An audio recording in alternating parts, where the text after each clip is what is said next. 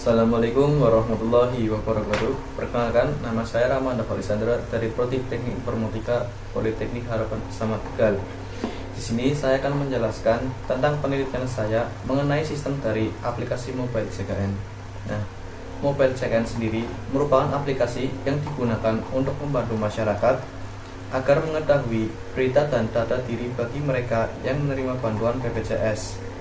Oke, langsung saja ke bagian pertama dari penelitiannya. Ada penelitian tentang karakteristik sistemnya. Memuat 8 poin. Poin yang pertama ada batasan.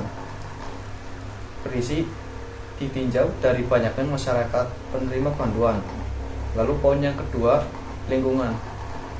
Lingkungan dalam aplikasi Mobile CKN itu sendiri adalah lingkungan aplikasi. Poin yang ketiga ada masukan.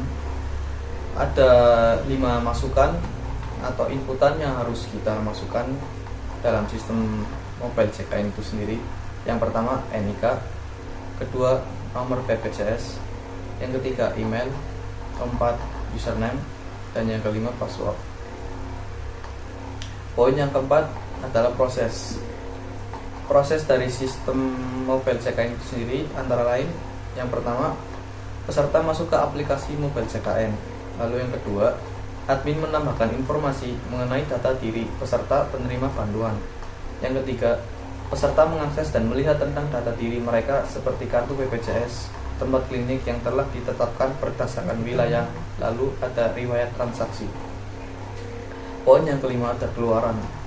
Output yang dikeluarkan oleh sistem aplikasi Mobile CKN itu ada kartu BPJS peserta, lokasi klinik berobat, riwayat transaksi berobat, riwayat pelayanan, dan data diri peserta.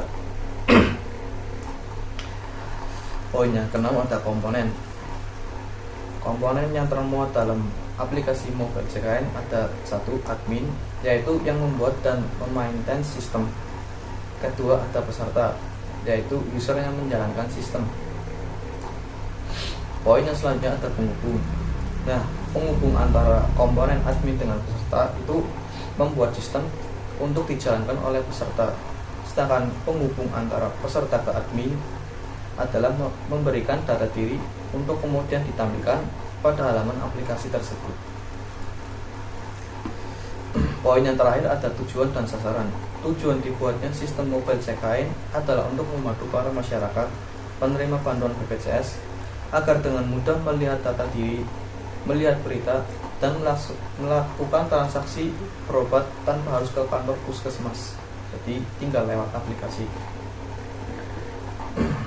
Lalu penelitian saya yang kedua yaitu membuat diagram atau flowchart dari sistem aplikasi tersebut.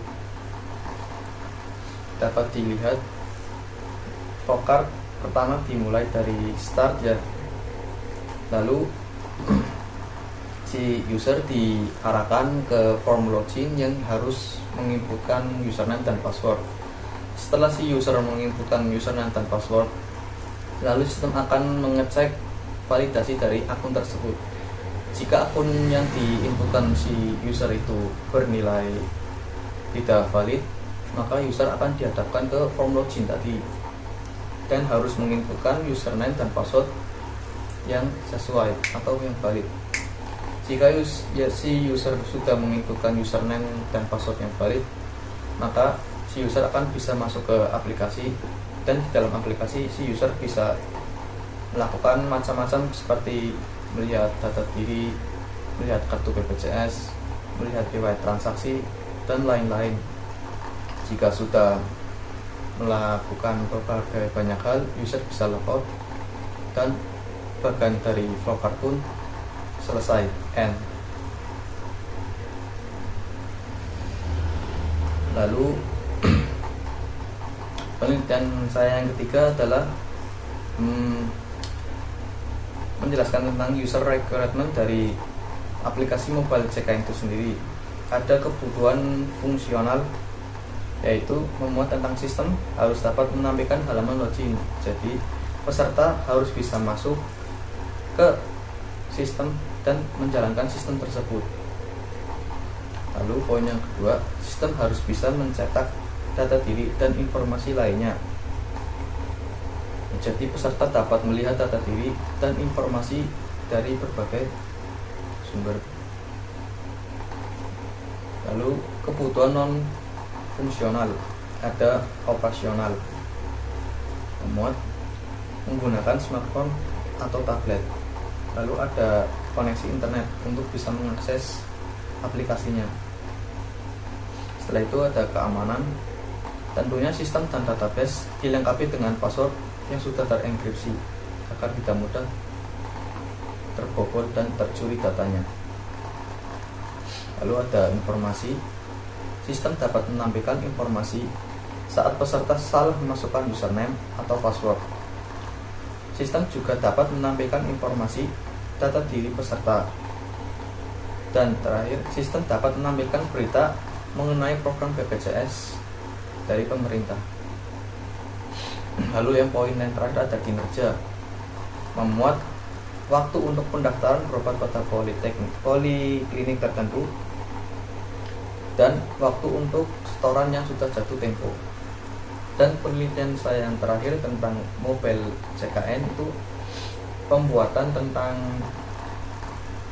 struktur ECD-nya ya. Ada dua entitas, yaitu admin dan klien. Dari dua masing entitas itu terhubung dalam satu relasi, yaitu mengelola data dari si klien agar bisa di manage si admin. Dari dua entitas tersebut masing-masing memiliki beberapa properti.